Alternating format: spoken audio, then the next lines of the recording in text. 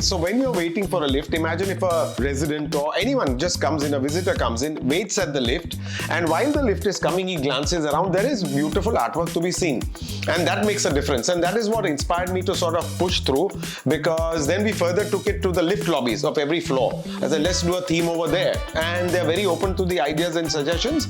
So this one is the first of its kind in any building that I've worked in.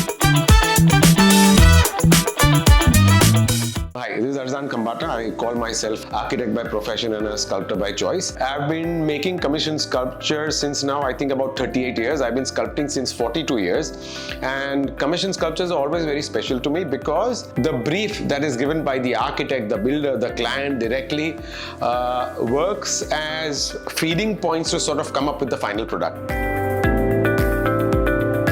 So when Agami approached me for a sculpture for their project, I went for a first meeting. I saw the site. It was very raw at that time. They were still at the foundation stage. But what they showed me in terms of their concept, in terms of what they had in mind, that is what I think further inspired me to start sketching and doing something for the building itself.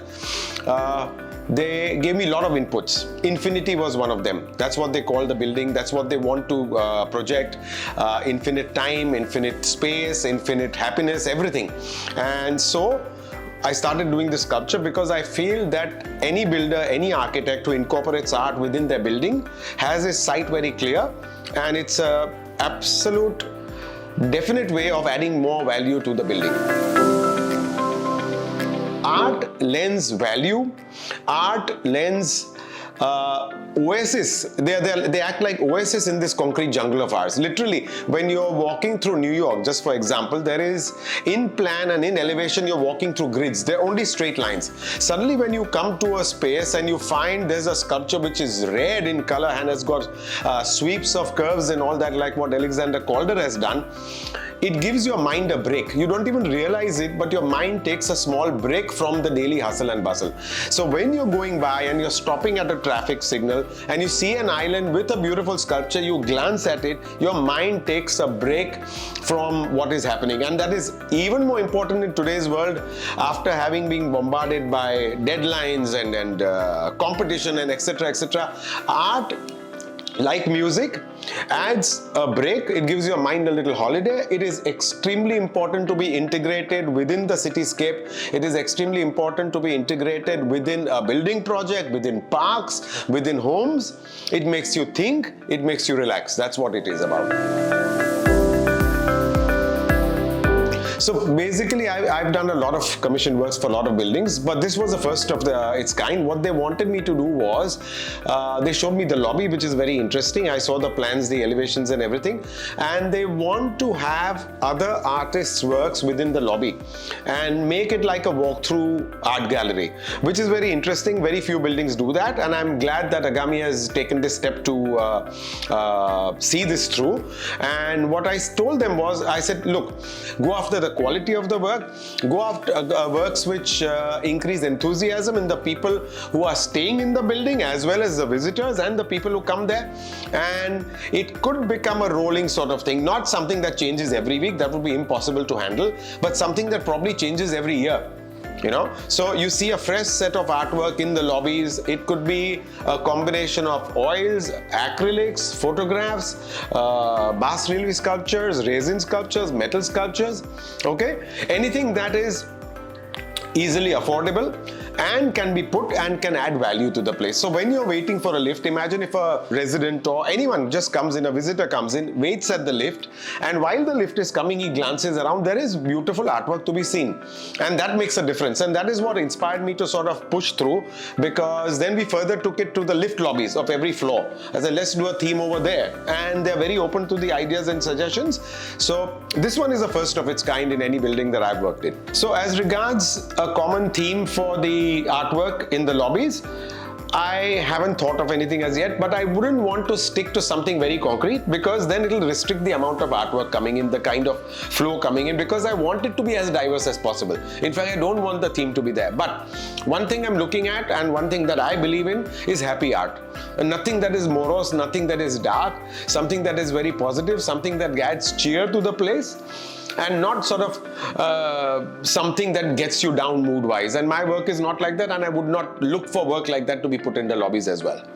So basically, what I have in mind for the art for the lobbies, the curation part of it, is definitely, like I said, not to have any theme. It should be something that's mixed, because the kind of people staying there will be mixed. There'll be housewives, there'll be people who are going to work, there'll be corporates, there'll be probably lawyers, artists, and it should be something that is universal.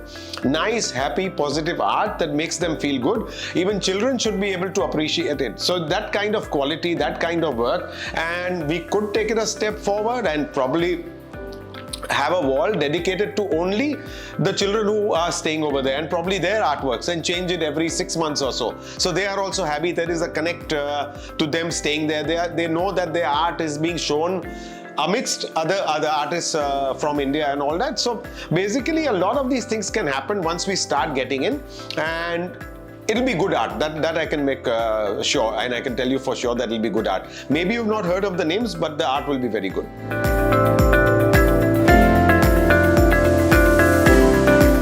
As soon as you see the space and you get the brief, your mind starts working. Just by default, it starts working automatically. Your designs start coming in. It's not that you take all the info in and then you go to the studio or you go to a quiet place and then the ideas come.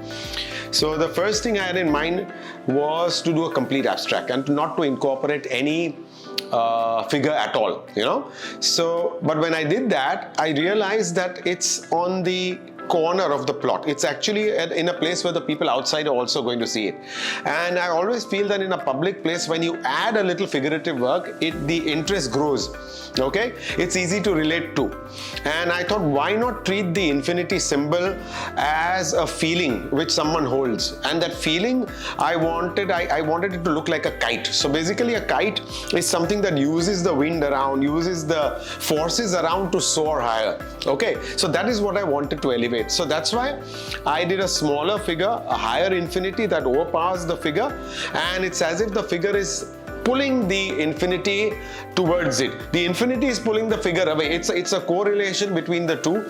And one thing I added was, if you see in the details, the strings of the kite, of the infinity kite, go through the heart of the female form. Okay, and we also debated over whether it should be a female form or a male form, and we came to a female form only because we find that it is the center of the house. It is like the powerhouse of the house, you know, not the male. Of course, everything works, the child also works, everything works, but the female is a proper symbol of like a proper home, you can say, you know. So that's why the figure happened, the infinity symbol happened, and the correlation between the two happened, which I think is wonderful because it's not something that is ever seen. And I feel it'll be a wonderful thing for Agami and for me and for the public to see it and view it as a completely new concept which they've seen for the first time. You know, the biggest challenge to make a commission sculpture is to get the design approved. The making is the secondary part. It's actually two phases.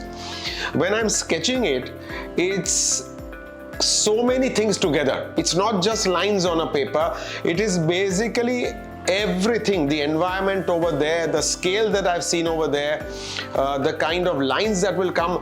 What if a straight line coincides with a straight line there? It won't work. So automatically all these things are now built in the head as to what will look the best over there. And so then I start my sketches, and like I said, the thought process already starts once you're there, you know, but it takes time to come out on paper. Then when you put your first thoughts down on paper, you go a little back and forth with the client and see sort of what it is that he wants and all that. And 99% of the time it just gels. It just comes about completely well together. Also, very important for the client to trust the artist, which is what happened here. So many times there are a lot of inputs from the client side, from the architect side, which can mar this a little bit, because I think the artist requires to have a little bit of freedom within the scope that is given. Give me pointers. Tell me it should be figurative. Tell me there should be an infinity. Absolutely okay. But then they completely left it to me, which is the beautiful part. And once you do that, of course, whilst you're sketching it, you know that it has to be made in 3D actually. Okay. So then obviously when you're sketching it also the thought comes. Now, once the sketch is approved, everything is approved. Now I have to sit on the floor and see how do I take my curves together. The infinity is a very tricky shape because the one form, like a Mobius strip, merges into the other and comes out. So that to get that form was a little difficult for me, a little tricky to convince my workers to twist the rods this way and that way. Correct? So that took me time. Of course, the first thing is that we always do it in rods. We get the framework in rods. Rods are the 3D lines that we do. Correct? That will be the form. So if you just take a rod this way, it's not going to work. The whole plane has to be twisted. And of course the figure, I've been known to do figures since a long time. Either it's a cast figure in bronze or it's a stainless steel frame sculpture, which is what this one is. So again, before I start my fleshing out of the main figure, the lines, the rods is important, because if the rods are not correct, the figure will not come correct. It's like saying that if your lines, your initial lines are not correct, the proportion will go completely whack.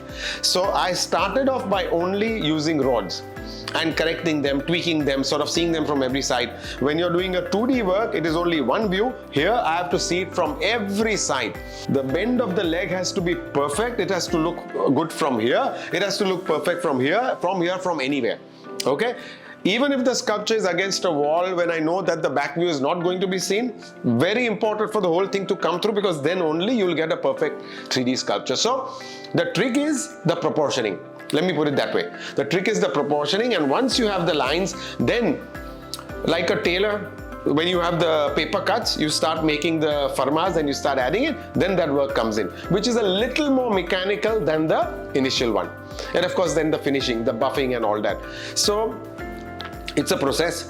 What you see, the final work, is something, and what has gone into it is a lot more. This one is tremendously detailed, how the joints have been taken. It's not all just welded together in one way, you know. So these pieces which go on the human body, they're not flat pieces. Each piece has been hammered and curved like the muscles of a human to sort of give you that beautiful body structure, because it's a female. It has to look strong, it has to look delicate as well. You know, so that's where the challenge is, the proportioning and the correct image to be given finally. So when a person sees it, there is no doubt that it is not a man.